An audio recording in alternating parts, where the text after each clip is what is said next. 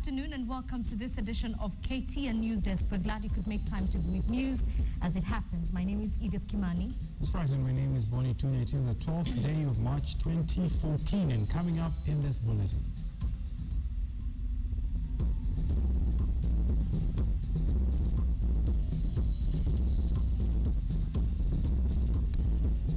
WASU strike. University academic staff members down their tools over a 3 billion pay dispute. Resuscitating the fallen giant. Board of Starehe sends principal parking over poor results. And in business, insurer posts sluggish full-year results.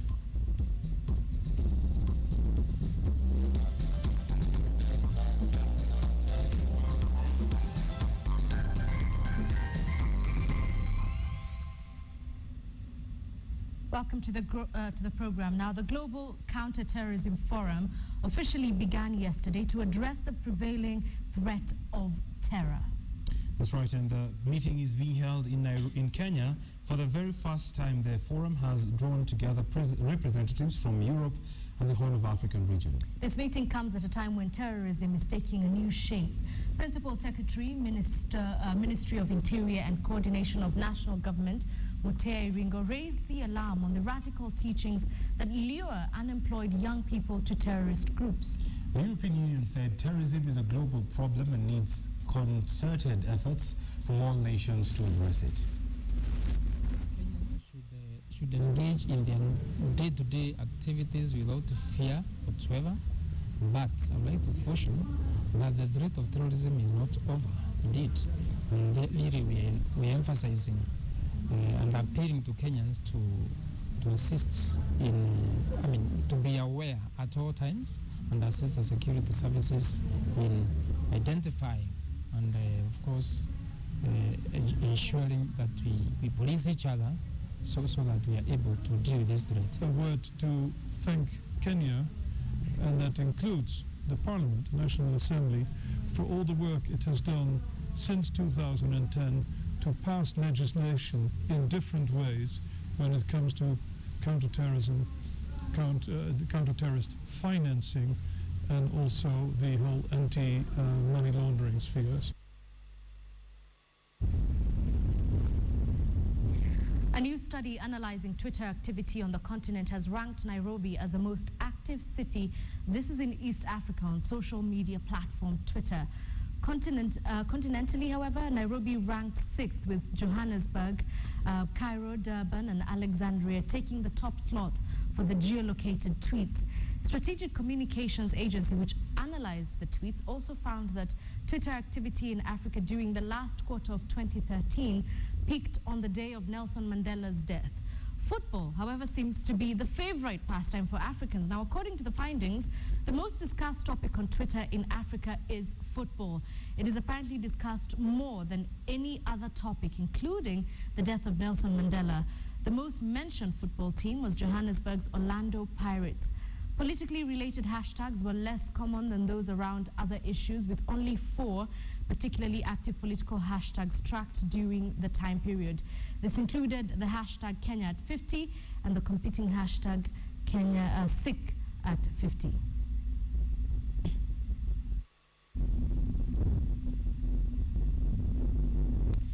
Right, and we still continue to give you an update of the missing plane in Malaysia. We do understand it is the 4th day now, nothing in sight, but there are new reports now indicating that the plane might have actually turned in the opposite direction and lost the signal just in between Vietnam and Singapore. Those are the reports that are coming up as the latest reports we have so far. It also known that this particular finding and this new theory is originating from top-level military leaders and officials in Malaysia. We have that report coming up. This was the last known location of Flight 370 over the South China Sea, as civilian aviation radar suggests. But now, a dramatic new turn of events. A Malaysian military source tells CNN their radar shows the plane may have still been flying an hour and 10 minutes later. Instead of being off the east coast of Malaysia, it apparently turned the opposite direction and flew to the Malacca Straits, west of the peninsula. Why was the plane flying in the opposite direction, and why would the transponders in the plane's cockpit that civilian aviation authorities used to track it turn off? You have to have a very deliberative process to turn the transponder off. And if someone did that in the cockpit, they were doing it to disguise the route of the plane. Malaysian police are looking at 4 areas: hijacking, sabotage, psychological or personal problems with the passengers or crew. Here's what we know. If the plane was where the military tracked it, it was nearly 1,000 miles from where it should have been en route to Beijing. Was there someone unauthorized in the cockpit, ordered the transponder turned off, ordered the plane to fly, a 90-degree turn off course? Second is, did one of the pilots do it themselves? Malaysian officials have been asked about in-flight protocol and say cockpit doors are always kept closed during flight. But one woman told an Australian news magazine the co-pilot of the missing plane allowed her and a friend in the cockpit in 2011. They say they were in the cockpit for takeoff and landing and were invited to spend time with the co-pilot in Kuala Lumpur. An airline statement says they were shocked by the allegations and unable to confirm the authenticity of the photos. Aviation authorities could be looking at many other possibilities besides a criminal act. Could the pilots have been incapacitated due to loss of oxygen? Could there have been some sort of massive mechanical failure? Or could the military radar have tracked something else besides this missing plane? From the increasing mystery in Malaysia, let's now come back to Kenya. And locally, the Starehe principal has been ousted. The principal was sent packing alongside 2 administrators of the school this morning in a decision reached by the school's board. The school's poor performance in the 2013 KCSE results has been cited as a reason for sending the staff on leave. The school's deputy principal will take charge of the institution as the school looks for new principals. Starehe was ranked number 17 in last year's KCSE results.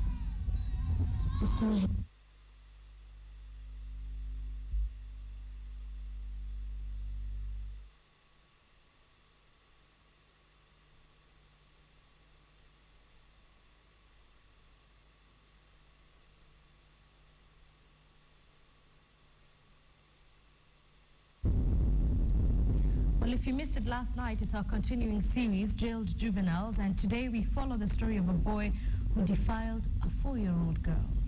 Will society accept him back after rehabilitation? Wilson Meru takes us through the boy's life in the juvenile detention.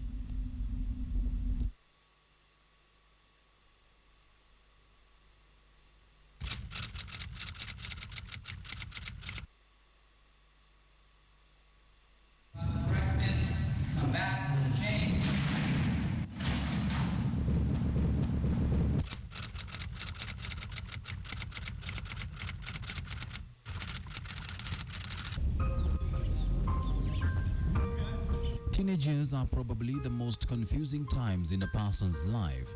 Several changes, both emotional and physical, are taking place in the body. 18-year-old James Were, not his real name, is an inmate at the Shikusa Boston Institution, and he knows all too well how these changes can lead to disastrous results if not well managed.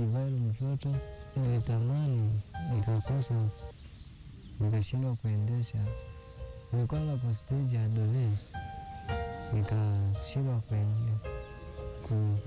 kujikinga.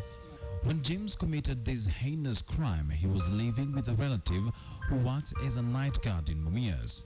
The relative was sleeping in the afternoon when James saw the girl while seated on this veranda. Then a conversation ensued. Aliniambia, nataka nini?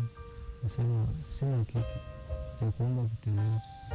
Mwenyewe ndiye akaanza stori yake, bora nataka wewe, nikajifanya kwanza sitaki, tukaelewana, tukabaliana, tukaingiliana, atenda hiyo kitu, kaachana. He says the girl was 7 years old at the time. However, the girl's close relatives contradict the statement. Nilikuwa na miaka 4 miezi karibu 8 naelekea kuisha. Nyamwaita was 8 months pregnant at the time, and she recalls catching James in the act.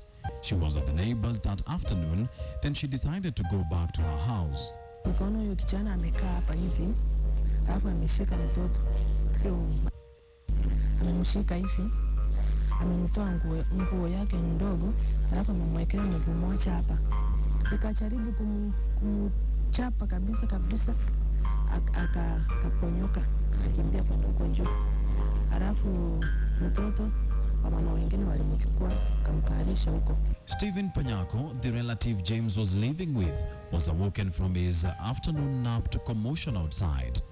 Naturally, he went to check what was going on. Kutoka nje anapata watu wamejaa hapo. Nje hapo. Ati amefanya nini? Amerepi mtoto hii. Sasa mimi nikaambia wapi wenyewe. Atoroka amekimbia ameenda huko. At that time, the priority was to take the little girl to hospital. The doctors ran several tests on her, then came back with news no parent wants to hear. Madaktari wakaniambia ni kama alimuasa kitambo sababu fachini membrane alikuwa amebreak kabisa. Later that evening, the boy was arrested and placed in custody.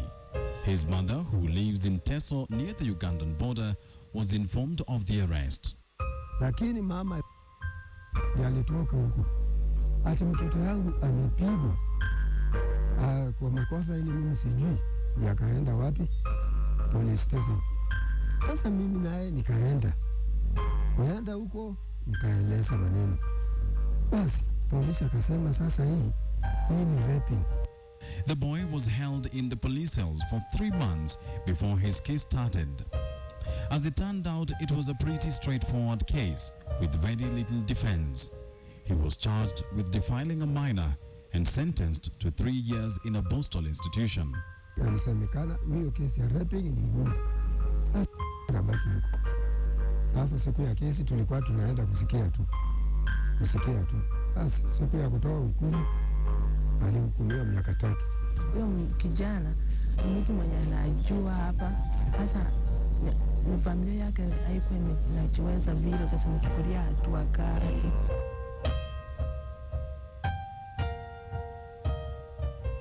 In a bid to understand what may have contributed to this lack of control by this juvenile, we talked to Dr. Philomena Dambuki, a children's psychology lecturer at the Kenyatta University. She says Jim's behavior is a classic example of a child who lacks parental guidance. Internal locus of control is where somebody is able to tell themselves something. Like, if this happens, this is what I'm going to do, or this is what I'm not going to do. They monitor, self-monitoring. They monitor themselves, they talk to themselves, and how can they talk to themselves and monitor themselves unless some other person who has the knowledge has given it to them? Mama mwenyewe sisi kumuona hata walinizalia kwa nyanya, nikaishi na nyanya, nasema kafika kwa kiwango sioni mama nyumbani, sioni babangu. At Shikusa, James finally got this much-needed guidance, courtesy of the institution's welfare office. We have different rehabilitation programs that we undertake. While here, the welfare office deals majorly with guiding and counseling of these boys and giving them career guidance also to the specific maybe areas they will want to venture in. He enrolled in a tailoring class, a skill he hopes will keep him grounded once he gets back into the community. Shule imenisaidia kujiokoa maisha, kufanya kazi hapa, kujifunza kazi, kujisaidia maisha, kujikinga maisha. But the biggest concern for James now is whether he will be accepted back in the society after rehabilitation, especially by his own relatives. Vile ameoleza mimi heshima mbaya, atakuja na ataenda kwa mahali alisaliwa. Hatakuja hapa, taharibu jina yangu na watu. Akirudi mimi nitaama, nitaenda hata nyumbani. Si ataweza mimi toka tu, lakini mimi nitaenda sababu mtoto bado anamkumbuka. Hata tu wakati tunaenda huko every month, mtoto akimwangalia hivi unaona anatoa smile. Means hajamsahau. For a child to make it out of this institution and become a better person, support from family and friends is paramount. By the time we visited James in Shikusa, none of his relatives had ever gone to see him. Mimi sijaenda. Yaani mimi naweza kosa nguvu ya kutafuta pesa. Sasa mimi nilisema si yako na baba yake mwenye anakaa na mama yake. Hao naye waende waangalie. Natamani kuona wazazi wangu sana. The wish of a boy who says he realized what he did wrong, regrets his mistakes, and is now working hard to change his destiny. Wilson Mburu for KTN's Jailed Juvenile series. Well, you can catch the third installment of Jailed Juveniles tonight at 9 o'clock by Wilson Mburu. Elsewhere, learning across various public universities in the country was paralyzed today after university staff went on strike. The strike took off despite a court order sought by FKE yesterday prohibiting the university staff from proceeding with industrial action. The strike begins together with the teaching and non-teaching staff who are protesting what they term as Education Ministry's failure to fully implement a collective bargaining agreement that would have seen their pay increased. The strike paralyzed learning activities at the Jomo Kenyatta University, the University of Nairobi and Maseno University, among other public universities. Now the staff say the strike will continue until government honors the pay deal.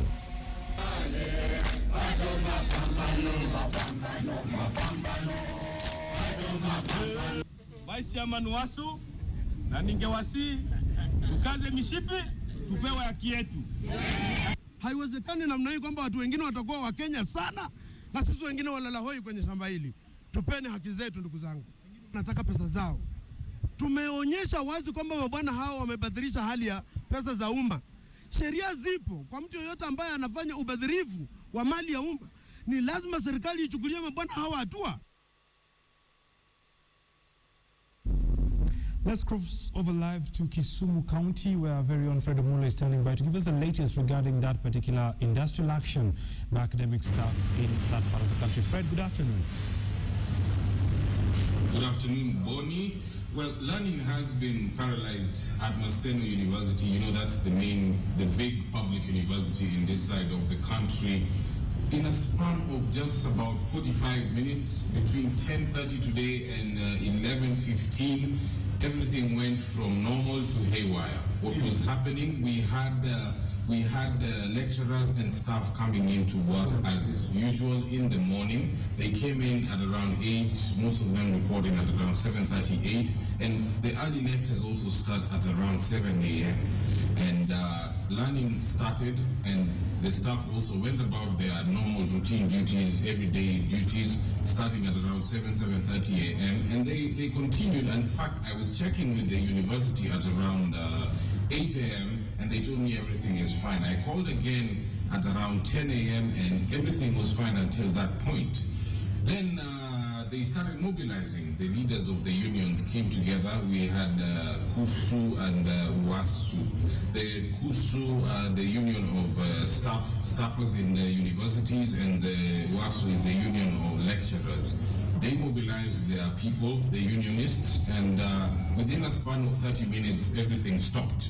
All the lectures stalled, and classes stopped, and people left their offices, and they started holding a procession. I think you'll see the images right there on TV right now, and everything just came to a standstill, and then they came and gave out their statement. We had a chat with the KUSU, chairman, Maseno chapter. He's called David Owida, and we also had a chat with the WASU Maseno chapter union leader, which is Edwina Kawaka, and they had a couple of things to say. First of all, they said they were not going to honor the court order because they have not been served.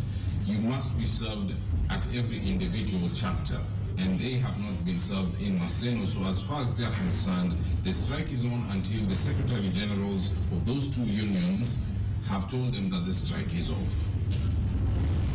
And also that part of what they're striking over is part of the payment, which I understand is 3.9 billion. Just confirm that for us.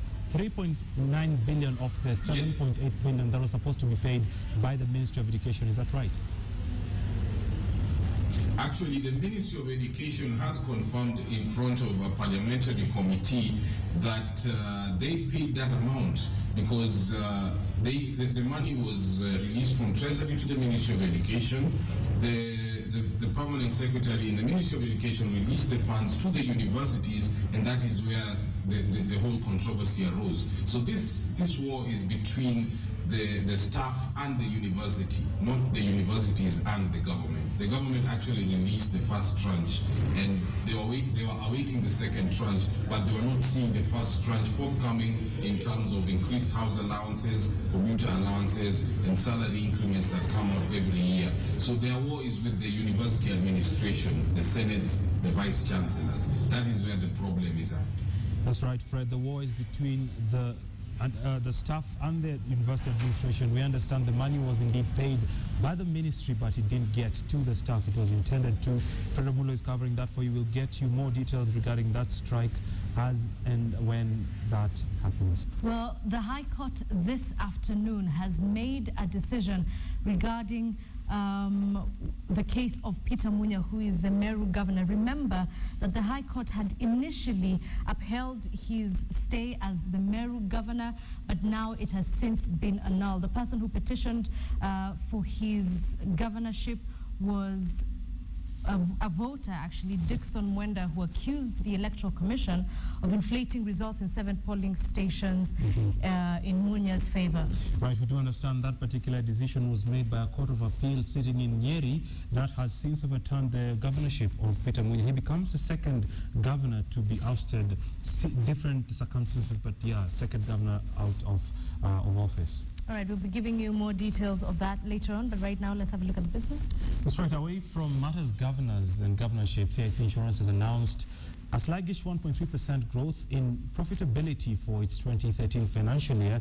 During the period, the insurer's net profit stood at 1.4 billion shillings, up from 1.38 billion shillings in 2012. The group's gross written premiums increased by 23% to 11.1 billion shillings, with the acquisition of new business. Investment and other income increased by 7% to 1.7 billion shillings. The growth in business volume was, however, offset by claims incurred by the group, which grew by 30% to 6 billion shillings, up from 4.6 billion in 2012. Now, the main leakages were in the insurance, medical, and motor private policies. The board of directors proposed a dividend of 10 cents per share, as well as a bonus share issue to the ratio of just 1 share per 5 held in a bid to boost liquidity. There are many institutional investors, but because of a lot of our shares are still locked up within the cooperative insurance society, the anchor shareholder. So we also want to increase the number of shares being traded, and that's why we have also offered the bonus shares. Now, yesterday we saw a lot of celebration of the trade talks between Kenya and Ethiopia. And an outcome of that is that Foreign Affairs and Trade Ministries in Kenya and Ethiopia have decided to fast-track necessary regulation to boost trade ties between the two countries. Here's KTN's Philip Kitani with the details. In a communique issued after bilateral talks in Addis Ababa, Ethiopia, President Uhuru Kenyatta and Ethiopian Prime Minister Haile Mariam Desalegn noted that the rapport between Kenya and Ethiopia has contributed to the progress achieved in the execution of the region's largest infrastructure project, the Lamu Port Southern Sudan-Ethiopia Transport Lapset Corridor. President Kenyatta and Prime Minister Desalegn lauded the promotion of the Joint Ministerial Commission to a bilateral high-level commission. The two leaders welcomed the enactment of the Special Status Agreement signed in 2012 and agreed that the agreement provided an effective framework for economic relations between Kenya and Ethiopia. Given the importance of the SSA in boosting economic ties between Kenya and Ethiopia, President Kenyatta and Prime Minister Desalegn directed the relevant ministers to hasten the implementation. And just before we wrap up this bulletin, breaking news is that Peter Munya, Meru governor, has been ousted from office. Now, this follows Dixon Mwenda, a voter who went to court challenging the election of Peter Munya. Now, Dixon was alleging that the IEBC inflated the votes in favor of Peter Munya. Now, following that matter, a court had earlier issued a stay order for Peter Munya as governor of that county, but as of today, an appeal court sitting in Nyeri has overturned that. All right, and remember, this is after the High Court of Meru had actually upheld the election of the governor. Judge Aaron Makau, who was presiding over that case, said that the petitioner, Dixon Mwenda, did not actually have enough evidence, and he was asked to pay a huge amount of money to cater for the petition. Some of the funds were meant to go to the IEBC, and some of them were meant to go to Munya. But today, as the news indicates, that ruling has also been overturned, and as we speak, Peter Munya is no longer the Meru governor. So there you have it, the second governor out of office. We have more details in our subsequent bulletins. You're watching KTN Newsdesk. My name is Bonitunya. And I'm Edith Kimani. Do have a good afternoon.